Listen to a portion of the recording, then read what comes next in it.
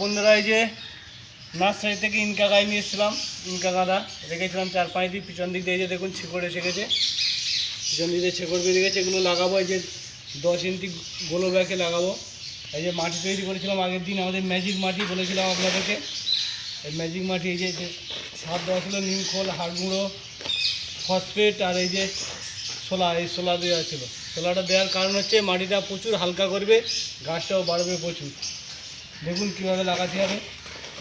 এই যে যেহেতু 10 ইঞ্চি গোলো ব্যাগ, ওই গোলো ব্যাগকে একটু 1 ইঞ্চি মতন মুড়ে নিতে হবে। এবার মুড়ে নিতে হবে। এই যে আমাদের এই সারটা আছে, সারটা মিক্স করা হয়েছে নিমকল, হাড় গুঁড়ো আর জৈব সার দিয়ে এই মাটিটা সারটা তৈরি হয়েছে। এই সারটা 1 মুঠো দিয়ে দেবো, দিয়ে করে নেবো না। এবার এই গাছটা, এই যে কাঠি আছে, সেখান দিতে সুন্দর থেকে এই কাঠিতে হালকা করে ঠেললে গাছটা পেয়ে যাবে। এই দেখুন গাছটা কত সুন্দর ছেঁকড়ে এসে গেছে কদিন ডাকার ফলে। এই যে এইভাবে লাগাবেন।